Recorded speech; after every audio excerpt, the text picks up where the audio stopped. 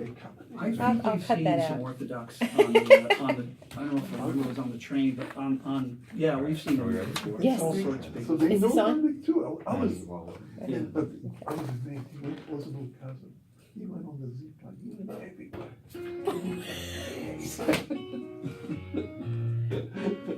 That's good. Oh, that's off. That's good. Anyway.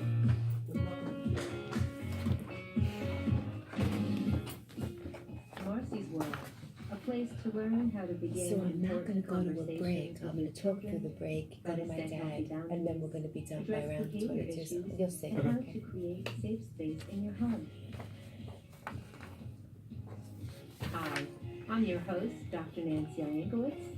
Marcy's World airs between 9 and 10 a.m. Saturday mornings exclusively on WPWL 103.7 FM, Poland Public Radio. We're streaming live right now over Marcy's World Facebook page. And now I invite you to all join me in Marcy's World. We're going to get there using our Thank you so much for joining us this morning. And the news story is all about earning trust.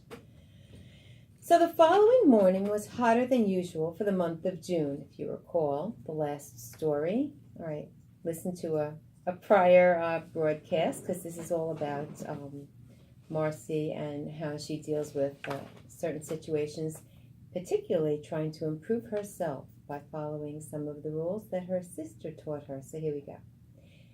It was a hotter morning than usual for the month of June. Everyone was excited because the end of school was approaching, and that meant summer fun was just around the corner. Nikki was heading quickly toward the bus stop as the bus was coming down the street, and Marcy waited with a smile. "Don't run, I'll save you a seat," she shouted to her friend. Nikki made it just as the bus pulled up, and both girls took their favorite seat. They chatted the entire way to school. It seemed to Marcy that Nikki recovered well from the disappointment they discussed the evening before, after Nikki met her sister. Okay, so looks like Nikki pulled herself together after that last conversation. "So you're okay?" asked Marcy. "Yeah. It really helped a lot to talk to you last night." Nikki smiled. I just had to cry it out. You were right. Thanks again, Marcy." Both girls felt comfortable in each other's space for the entire ride, and as the doors of the bus opened, they let the other students rush past them. They just sat comfortably in their seats, feeling peaceful, and then both girls took their time getting off the bus. And suddenly, Marcy spotted Hope. Hope is her sister. "Hi," she shouted to Hope. "What are you doing here?" If you remember, Marcy and Hope went to separate schools, but all of a sudden when Marcy got off the bus with Nikki, she saw Hope at her school, and that was kind of unusual. She gave Hope a big hug. "Hi, Hope." That was what Nikki said. She was also surprised. She didn't quite know what was going on. "Hi, Nikki," said Hope over Marcy's shoulder. "It's great to see you. What's going on?" And then Hope began to explain. "Well, my committee is meeting with a committee from your school about the student march in Washington, D.C. the last week of school. Marcy, didn't you tell Nikki about it yet?" So Hope is Marcy's cousin, and she knows that Nikki is Marcy's best friend. And she figured that anything she told Marcy, especially if it was a school event, not something personal, but a school event, Marcy would share it with her friend. And she probably would have if Nikki wasn't going through so much other stuff in her own life. So this sort of took a back seat. And that happens. Now, stepping out of the story for a second, sometimes when we don't tell somebody something that's otherwise important, that person who we feel close with might feel we're holding out on them. Sometimes when you tell somebody something that you tell them just because you trust them and you thought they'd be interested, they feel, "Oh my goodness, why are you sharing so much with me?" So there are boundaries that each friendship has. I actually remember one time when I had my mom's friend told me something about her own health, and she was surprised I didn't tell my mother, but I thought her friend told me in confidence. So it all surrounds trust and earning trust, and that's a big topic for today. So let's see what happened with the girls. How did Nikki feel about not having information shared with her? She said, "Oh, Marcy, didn't you tell Nikki?" "Oh my gosh," said Marcy. "I totally forgot. It slipped my mind. Oh, Nikki, I'm so sorry." "Oh, Marcy, I had so many bigger fish to fry. I understand why you didn't tell me." Ah, so it worked out. Excellent. And then Hope said, "Don't worry about it, Marcy. Hey, listen, I have to go. See you guys later. Marcy, fill Nikki in." And then Hope dashed off to be with her group. Marcy did fill Nikki in on all that was going on among all the schools in Florida, Virginia, and the ones in their very own community. And it began with Hope's school in that district. "Oh, that's so impressive, Marcy. So you helped get our school involved?" "I was so wrapped up with my own family stuff, I never really asked you about what you were involved with otherwise, and I'm really sorry," said Nikki. "Oh, how interesting." So Nikki accepted responsibility for distracting from the other news that Marcy would have otherwise shared with her. So you see how that worked out? That worked out just fine. Nikki, it's my fault, and let's just say we both lost track of stuff, and we forgive each other, okay?" And they smiled and gave each other a quick hug, because that's what girls do. And just before they stepped into homeroom to take their seats, the day flew by uneventfully. No, wait a minute. I'm so sorry. They stepped into homeroom and they took their seats, and the day flew by uneventfully for Marcy and Nikki. They didn't see Hope after school, but that was fine. And once they got home, Marcy's mom told her that Hope was on the phone. So Marcy was hoping to see her cousin Hope after school, but hey, she met with her committee, and then I guess she went back to her school. So now she's home, and she's on the phone, and she goes, "Hi, Hope. It was great to see you today in school. It was surprising and really..." "Whoop, sorry to interrupt you, Marcy, but you gotta hold on. There's another call coming in." And that's what Hope said. Did that ever happen to you when you were on the phone, and then there was a click or something, and you know that there was another call that was waiting? All right, well, that happens lots. So it happened to them. "There's another call coming in," said Hope. So Marcy held on for almost 4 minutes. It's a long time. She was beginning to wonder if they had been disconnected or if Hope forgot about her. Marcy, you still there?" asked Hope after 4 minutes. "Yeah, what happened?" asked Marcy. "Oh, it was Sam's girlfriend. Remember Sam and Ben are the brothers of Hope? Hope had 2 brothers, so Marcy had 3 cousins. Okay. It was Sam's girlfriend. She couldn't reach Sam on his cell, so she tried the home phone. She is sometimes so annoying. It's like she doesn't give him any space. He doesn't hang out with me anymore. He practically ignores Ben, and all he does is cater to her every command." Oh, so there's a little bit of an attitude there. Wonder what that's about. So Marcy thought about it and said, "Well, he must be in love." "I don't know," said Hope, "but it's really getting to me. I had such a great relationship with him, and I wouldn't really mind that he's all this la-da about her if she actually seemed to care about him." Oh, so it was a sister being protective of her brother. "What do you mean?" asked Marcy. "Well, he has to lose some weight, and she could use a little help in that department too, if you ask me, but all she wants to do is go for ice cream and pizza. It's completely unhealthy stuff, and..." Marcy interrupted with, "Well, maybe you're judging her a bit too much. Is that possible?" Oh, so here we go. Usually Hope helped Marcy keep perspective and take a deep breath. And now Marcy's returning the favor. Let's see how it's received by Hope. Marcy had said, "Well, maybe you're judging her a bit too much. Is that possible?" And Hope said, "No. If she had his best interest in mind, she'd try to help him be his best self. She isn't And she doesn't. Ooh, so those are heels dug in by Hope. She texts with him all night. His grades are going down, and she doesn't seem to care about him at all. Wow, so this is not Hope being her best self, but she's concerned about her brother, and she's talking to her cousin. Okay. So then why is he going out with her? Asked Marcy. I hate to say this, Marcy, but my brother morphed into a stranger. He likes the idea of having a girlfriend so he can have a date when the other guys and girls in his group go out. It's awful. Ooh, Hope really needs to take a deep breath, don't you think? Well, did you talk to him about how you feel? I mean, you've always been close with him. You always share your thoughts and ideas. Not anymore. You won't believe this part either. He says he loves me so much, and he feels so close to me that he's giving his girlfriend the best gift by ignoring me. Well, that makes no sense, said Marcy. I know. His girlfriend is like in competition with her boyfriend's siblings. How weird is that? Kind of weird, agreed Marcy. Well, maybe she'll mature and he'll get with the program. Maybe she'll figure out that sibling relationships don't compete with romantic relationships. It just burns me up. I know I should be taking a deep breath, but I'm just like, she doesn't even care about his health. Oh, and get this. She has friends who think it's cool to smoke cigarettes, and he comes home and stinks. Okay, so there is clearly something going on here.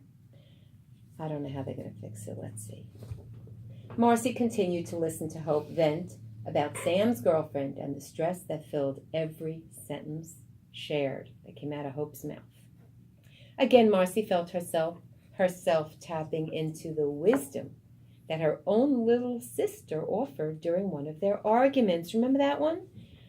Beth was teasing Marcy a little bit, but also said something that Marcy was able to really hear on this deep spiritual level, and it resonated with her.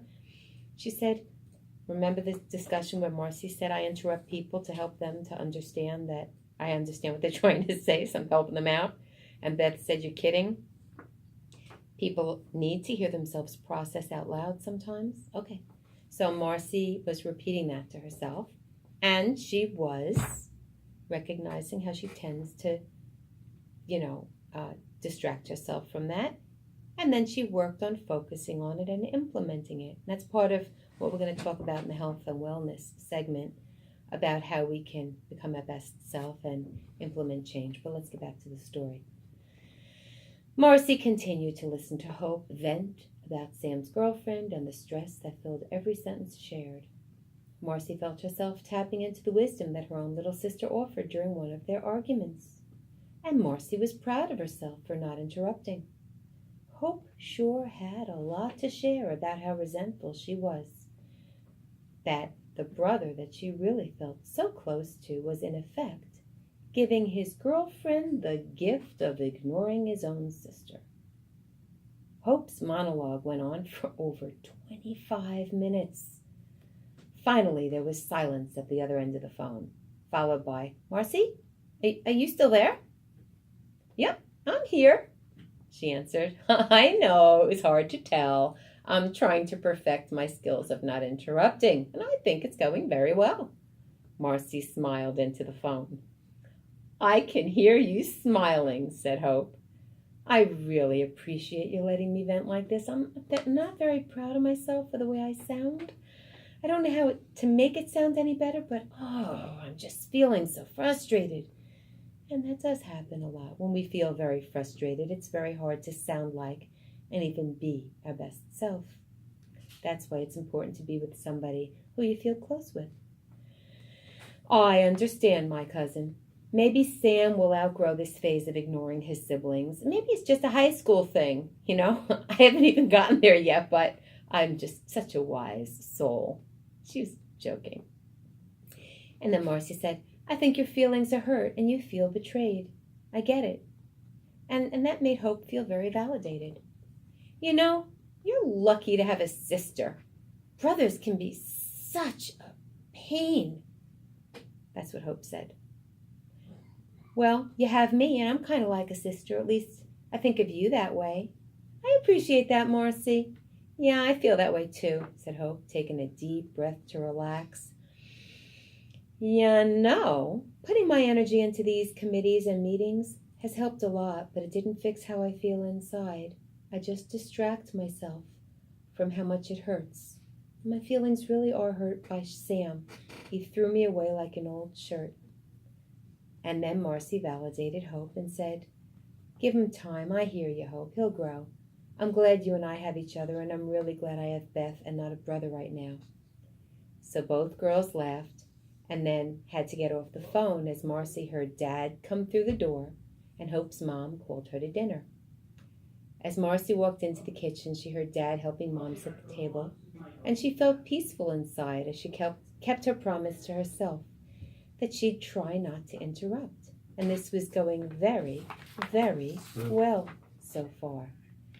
Feels good to keep promises that we make to ourselves. Do you make promises to yourself? Do you know that making promises and keeping them is a way we can earn our own trust, and that it's the first step to achieving success? We make promises at the new year for health and wellness and exercising. We're going to fix our diet. We make short and long-term goals. We make nutrition promises to ourselves, and we try to learn about our own body. You've been listening to WPWL 103.7 FM Pauling Public Radio, and this is Marcy's World. I'm your host, Dr. Nancy Iankowitz, and this is going to lead right into our health and wellness segment with Dr. Dan Cohen, who's a family and marriage counselor. He's also a clinical psychologist, and he's going to help us to discuss the 3 steps to behavior change. Because earning our own trust begins with sometimes observing ourselves and changing the behavior that we need to improve. And this also helps us not only improve our relationship with ourselves, but our relationship with others, losing weight, and a whole lot more. So, Dr. Cohen, are you on the line with us? That's fabulous. Can we make sure that our Facebook people can also hear this? Can we turn something on that way? So, can you please help our listeners to understand about behavior change and what the 3 steps are that you were discussing with me earlier this morning? Absolutely. I think that part of your segment was learning how to earn trust. Yes. And, of course, if you're doing something that has lost that trust, then you have to learn how to do something that's different in order to regain that trust, and that's called a behavioral change. The behavioral change, very often people say, well, okay, I see what I did wrong. That is only the beginning of a behavioral change. There are actually 3 distinct steps before a behavioral change can occur. And the first step is recognizing what one does that is wrong. That's step 1. Each step in the way, in terms of the 3 steps, have to be done, and the totality has to be completed before behavioral change can occur. So the first part is the first step, figuring out what you did that was wrong. Second step, once you've done the first step, the second step is stop doing what you did that was wrong. Sounds ridiculously easy, but it is anything but, because your behavior has developed over years, so it's an ingrained habit. That second step, you stop doing what you did that was wrong, and the third step after that is to start doing the things that are right. Okay, I'm going to jump in here to put this in real time. Let's say, in terms of a relationship with oneself, for example. Right. So somebody says, oh, I'm 5 feet tall and I weigh 350 pounds. I'm not happy about my weight. I want to lose weight. So then that person can say, okay, I'm observing that I'm eating ice cream and pizza for breakfast and chips and soda for lunch. And so the first thing is the person observe their own weight, and then they observe their own behavior that leads to that weight. Is that a suggestion that you're making? Correct. Okay, so then they would keep a diary, let's say, of the foods that they're eating so that they can observe themselves in their own real time. And then, so that's actually the second step, because they observe their weight, they observe what they're eating, and then they, that's not the no, second that's step. the first step. And then the second step would be they stop eating the wrong thing, Correct. but they have to actually replace that with the right thing. So that's all part of the second step. No, replacing it with the right thing would be the third That's the step. third step. Okay. So they stop eating the wrong thing. So in the case of weight, the second and the third step sort of have to happen the same time. And the third step has. No, that can't happen. Okay. Each step is unique unto itself and needs to be totally completed by itself before you can move on to the next step. Okay, but if they're stopping eating, they're not going to stop eating for a week and then eat nothing. No, of course. But So they the have to idea- have that kind of at the same time, like a replacement thing, a replacement behavior, no? Yes. But what you want to do is you're trying to establish a behavioral change. Oh, If- so it's kind of the first step is you notice something. The second step is you change it and you stop yourself, and then you can be replacing it, but that's not yet the third step. The third step is you are just doing the right thing. And you continue to do the right thing as now part of the new behavior. Okay, so let's take that with relationships with other people. That's a relationship with oneself. So somebody, an example of a couple, two people that are married, and one person will not put the tube of the cover on the toothpaste, let's say. So somebody says, I don't like that you don't cover the toothpaste. So the person has to sort of stop not covering it, but that's covering it. So tell me about that. Well, with reference to toothpaste, the first thing would be for the person to recognize, wait a second, yeah, I don't cover the toothpaste. Huh. Oh, that's step one. Yeah, it's all step one. Why don't I cover the toothpaste? Oh, why am I taking step one that Right. way? In other Ah. words, you have to be able to explore step one before you can understand it to be able to move to step two. So part of step one is not only just stopping something, as in becoming a chameleon to just please somebody. It's actually No. Step one is not stopping no. at all. Step one is recognizing it and then asking yourself why you do it, and that's all step one. That's all step one. And then step two is the choice of replacing the behavior. Not quite. You have to have that dialogue with yourself. Well, what is it that I'm doing with this?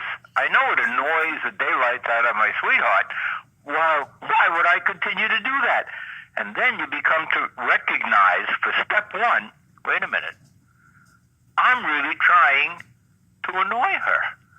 I'm actually doing something that I know annoys her. Why in the world would I do that? That's very interesting. First of all, if this is a heterogeneous relationship, so you have a guy and a girl, you've just assumed that it's only the guy that's not putting the closing the toothpaste. That's interesting. Or if it's two girls, then that's fine. Okay, so it could be why am I annoying her or why am I annoying him? Because it could be two guys Right, together. exactly. Okay.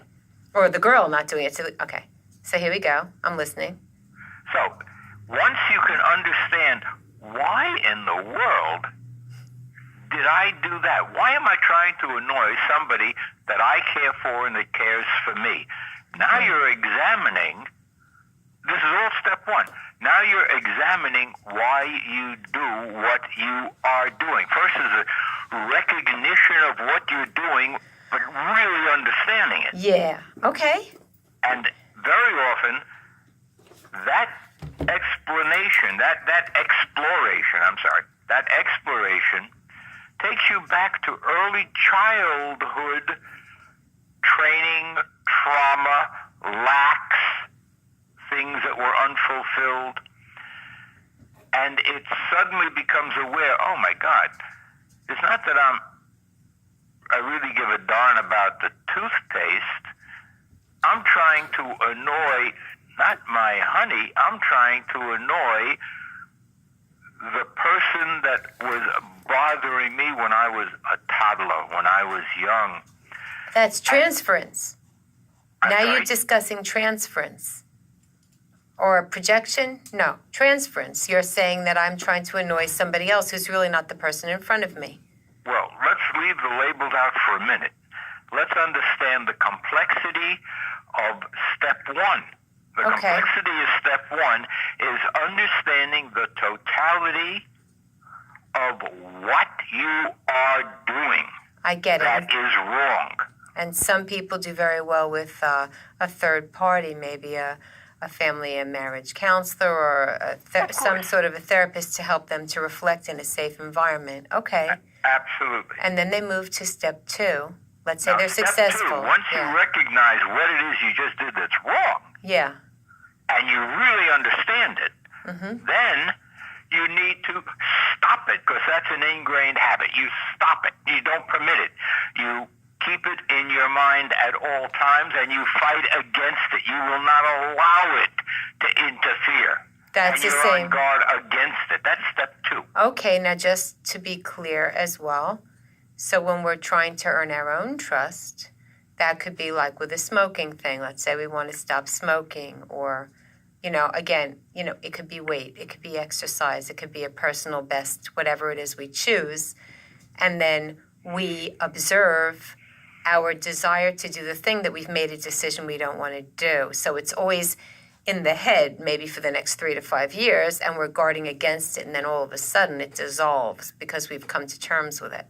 Well, you just added a little bit of a complication. When you mentioned smoking, you do understand that there is a physiological addiction that you're dealing with there as well. Right, the nicotine. So but you know what?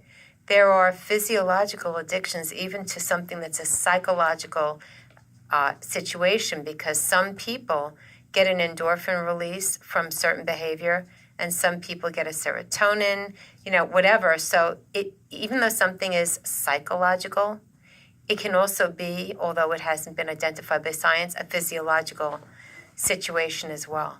Absolutely, and what science has already identified is that when you have a certain psychological predisposition, a certain psychological bent in one way or another, you can affect your chemistry that way. Right. Brain chemistry can change not only from substances we expose it to, but also from things that we do, even thoughts. They actually have some science out about that. To remind any listeners who didn't realize who we were talking to, this is Dr. Daniel Cohen speaking with me, Dr. Nancy Iankowitz, your host here on Marcy's World. And I'm just going to remind anybody who may not have heard the beginning, this is WPWL 103.7 FM Pulling Public Radio. We did not go to break, but we are talking with a family and marriage counselor. He's a licensed clinical psychologist, Dr. Dan Cohen, and we are discussing self-trust, getting back on track with ourselves, and when we earn our own trust, we can then have relationships with other people. And the component we're discussing now is when we've already earned our own trust, how we can form relationships with other people, the way Marcy has with Nikki and her best friend, who's her best friend, and with Hope, who's her cousin, and then maybe Marcy will be able to help Hope and Ben and Sam, who are siblings, have their own relationship through trust, and a whole bunch of complex relationships going on there. But now we're talking about the changes that we go through, the 3 stages. We talked about identifying what we're doing wrong, stopping what we're doing wrong by observing it, and now we're up to step number 3 with Dr. Dan Cohen. So please continue. Just a slight correction there. Yeah.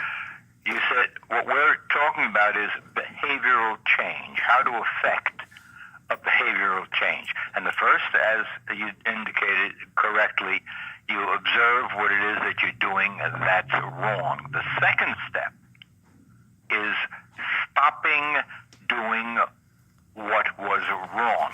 You mentioned on that second step, observing. It is not. It's stopping. Right, stopping. And this is about self-trust and earning your own trust because you set a goal for yourself, a short-term goal, to stop something that you don't like about what you're doing, whether it's for yourself, to yourself, or for a relationship. Correct. Okay, and this is how we earn our own trust, and it's about keeping promises that we make to ourselves. All absolutely right on target. Okay, so now the next and final step, which is always a process, but then step 3. Step 3 is you then start doing the thing that is right. And that's now learning how to do what is the right thing for your situation, for your sweetheart, for yourself. And the point being, it may sound ridiculously simple, but it is anything but, because you have, over a lifetime, an ingrained habit to do the wrong thing. You've now learned to recognize what the wrong thing is, and you are absolutely not going to permit yourself to do the wrong thing. You're now going to focus on it and observe and stop doing the wrong thing. The second part. And the third part, now this is a whole new thing you have to learn, and that is, well, what should I really be doing? What should I have been doing but never did? What's the new behavior that I have to now learn? And once you figure out what that new behavior is going to be, you commit yourself to it and you follow it without deviation. Okay, so I'm jumping in here.